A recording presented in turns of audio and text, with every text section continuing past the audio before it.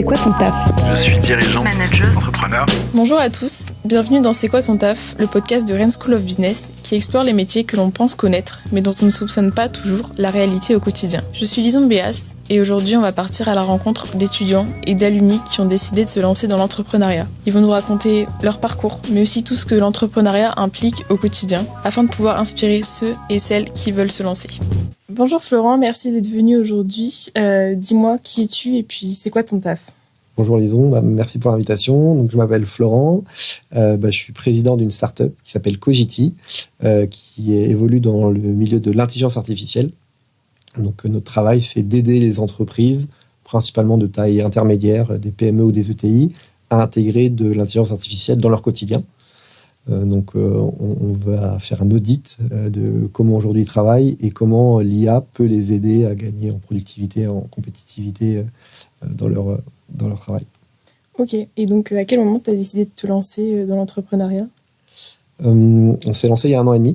Donc, je me suis lancé avec 2 associés, un ancien alumni également de RSB qui s'appelle Aldo et un ancien collègue à moi qui a un profil technique qui s'appelle Victor. Donc ça faisait 3-4 ans qu'on avait pour projet de se lancer et donc il fallait aussi que les planètes s'alignent de notre côté, qu'on trouve le sujet sur lequel on voulait se lancer. Et donc avec l'avènement de l'IA, on avait énormément de mes anciens clients qui me parlaient de cette thématique. Et donc, entre le moment où on s'est projeté de vraiment lancer la boîte, c'était il y a 2 ans, et après le temps de prendre les dispositions, ça a à peu près mis 6 mois. Et donc là, on est à fond depuis 1 an et demi, jour et nuit, à bosser sur cette thématique. Ok. Et donc, en fait, vous aviez déjà l'envie d'entreprendre, et après, le sujet est venu après. Exactement. C'est vrai que j'avais pas, quand je suis sorti d'école, eu envie d'entreprendre tout de suite. Donc j'ai d'abord fait un cursus un peu classique suite à une école de commerce, donc travailler dans les grands groupes, plutôt grosses boîtes américaines. Après, ça me manquait un peu de sens dans mon quotidien, donc j'ai intégré après des entreprises plus petites, type PME. Et c'est là où j'étais au quotidien d'entrepreneur en tant qu'employeur, et beaucoup de mes clients étaient des entrepreneurs. Et du coup, l'idée a émergé au fil du temps. Et donc ça mûrit progressivement. Vraiment l'envie d'entreprendre et de lancer mon propre projet, quoi. Ok. Et c'était quoi les premières étapes pour créer Cogiti ? C'est déjà beaucoup de réflexion, donc l'analyse du marché, surtout sur un secteur qui bouge énormément. L'intelligence artificielle, c'est vrai qu'on entend beaucoup parler, mais ça bouge. Donc vraiment, dans l'idée de construire un projet solide, c'est réussir à comprendre aujourd'hui où on en est, ce que veulent les clients, nos futurs clients, les entreprises. Donc une grosse partie étude terrain, donc qui est façon plus ou moins formelle, mais vraiment voir ce que veut le client. Comment nous, après, on peut apporter de la valeur en se positionnant par rapport à ce marché. Donc je pense vraiment, c'est vraiment analyser le marché, poser le pour et le contre, parce qu'on quitte le salariat, un poste de cadre avec ses avantages et ses inconvénients, une stabilité. On a tous des prêts immobiliers, des engagements, donc vraiment, il fallait être sûr que entre guillemets, l'opportunité soit assez, une opportunité pour se lancer. Et une fois qu'on a fait cette étude, après, par contre, il faut prendre son courage à 2 mains et puis faut se lancer. Okay. Et c'était quoi le plus dur au moment du lancement ? Le lancement, c'est pas le plus dur parce qu'on est dans l'excitation du début. Il y a tout à faire. Et une fois que le premier jour, c'est par où je commence.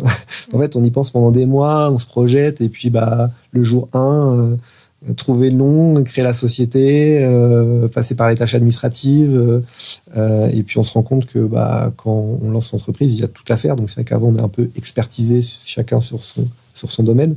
Et que là, on fait, moi dans mon cas, je fais plus que du commerce, je dois faire aussi de la gestion, du RH.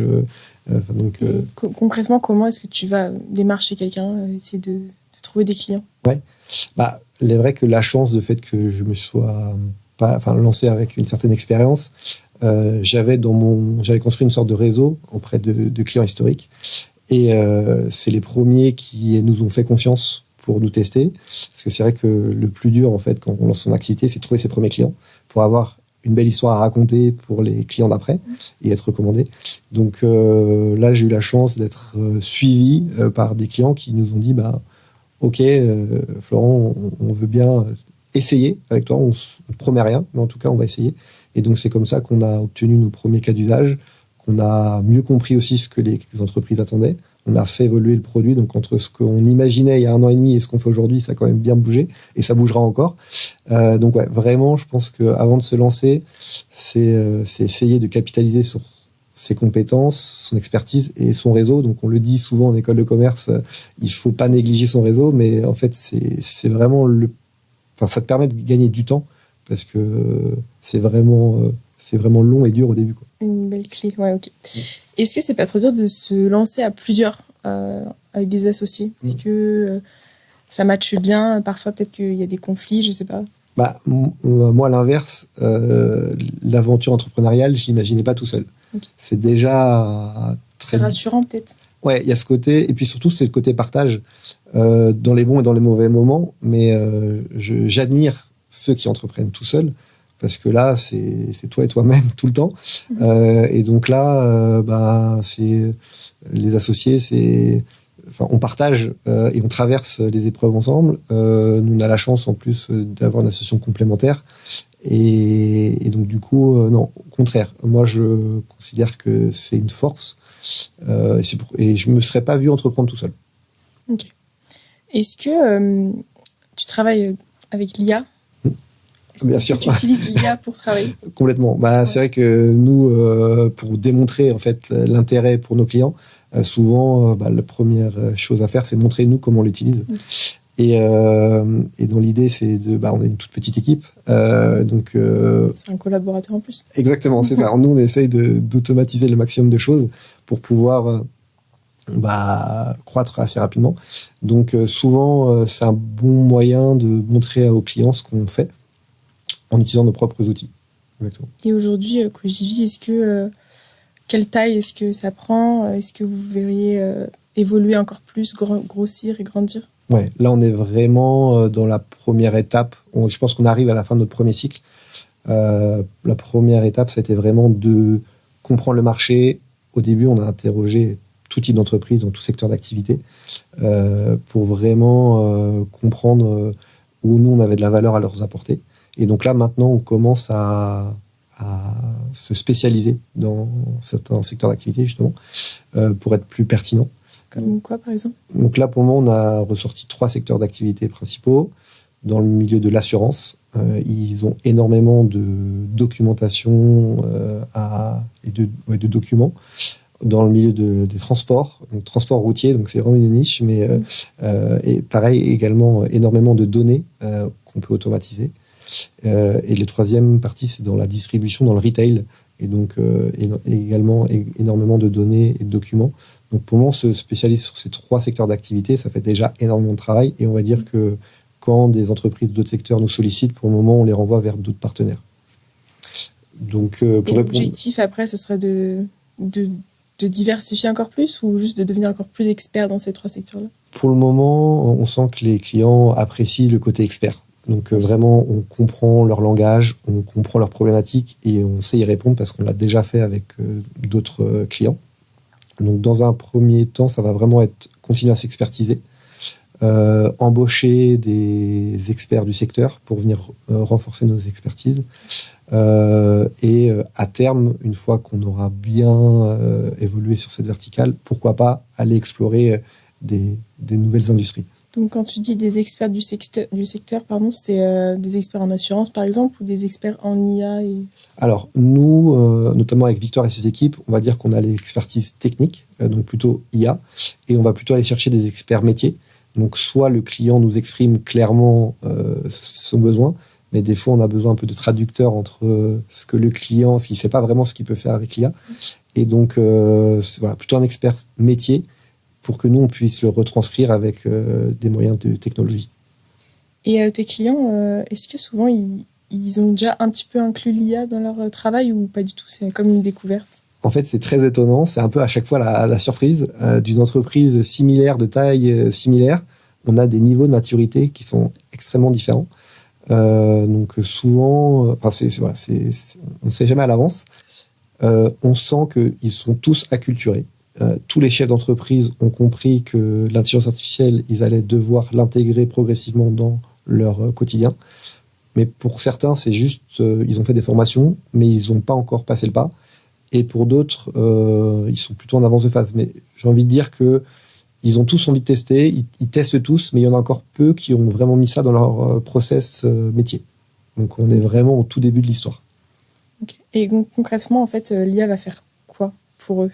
Alors, ça dépend, mais si je te donne quelques exemples. En général, les entreprises, ce qu'elles veulent, c'est de se libérer des tâches qui leur prennent beaucoup de temps, mais qui n'ont pas vraiment de valeur ajoutée pour les collaborateurs. Donc ça va vraiment être tout ce qui va être un peu de la pollution administrative, de la saisie.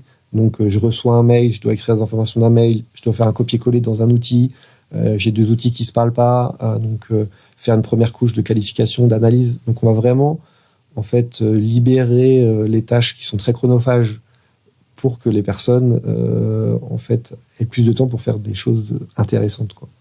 Et donc votre rôle, c'est de proposer des agents IA, c'est ça? Oui, exactement. Qui vont être autonomes? Pas forcément. En fait, ça dépend où on met le curseur. Autonome ou pas, des fois ça va être un assistant, des fois ça va être un agent. Okay.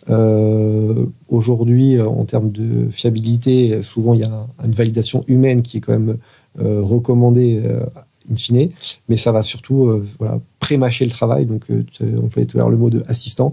C'est un peu ça, c'est comme un collaborateur virtuel qui vient vraiment augmenter les collaborateurs pour leur faire gagner du temps. Est-ce qu'il y a un moment dans ton parcours entrepreneurial où tu as fait face à un obstacle ou un challenge? J'ai envie de dire à la fois tous les jours et à la fois, pour le moment, rien d'insurmontable. Là, on est vraiment on a la chance d'être dans un secteur très porteur. On va dire que c'est assez simple de capter l'attention et la curiosité des clients parce qu'aujourd'hui, comme on le dit, tout le monde en parle et aujourd'hui, c'est encore peu en production. Donc c'est assez simple d'obtenir des rendez-vous.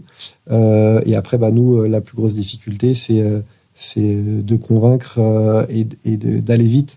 En tant que start-up, nous, c'est vrai qu'on a besoin d'aller vite. Et donc, c'est d'essayer d'accélérer, parce qu'il y a forcément un peu d'inertie dans les entreprises un peu plus importantes. Et donc, voilà, c'est trouver ce rythme pour pouvoir continuer à avancer.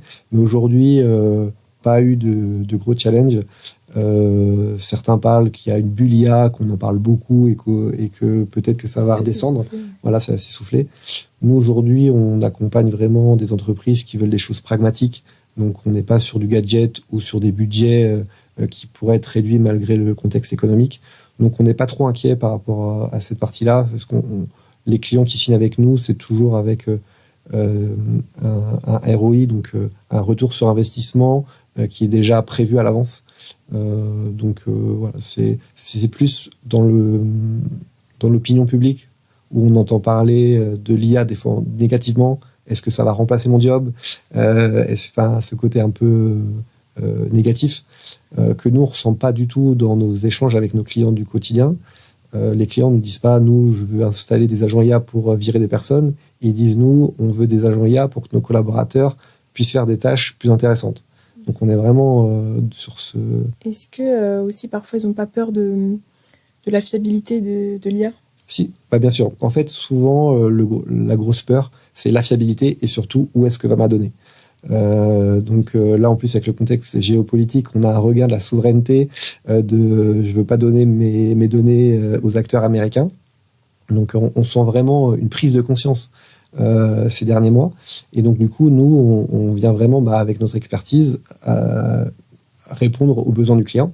Et donc, on peut avoir une IA en local sur ces infrastructures si c'est la donnée très sensible.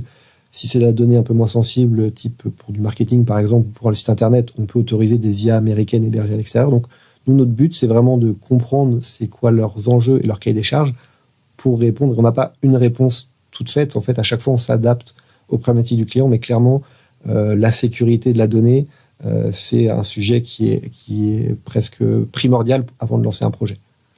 Et du coup, j'ai cru comprendre que vous proposez différentes IA. Est-ce que, par exemple, proposer ChatGPT ou... On peut. Oui. En fait, c'est vraiment l'étude du besoin. En fait, chaque IA a ses avantages et ses inconvénients. Le critère, donc, c'est vraiment la partie sécurité. Après, il y a la partie coût, performance.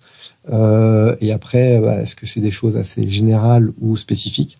Donc, il y a beaucoup d'entreprises qui veulent en priorité travailler avec des personnes, enfin du français, on va dire. Donc là, beaucoup demandent autour de Mistral aujourd'hui.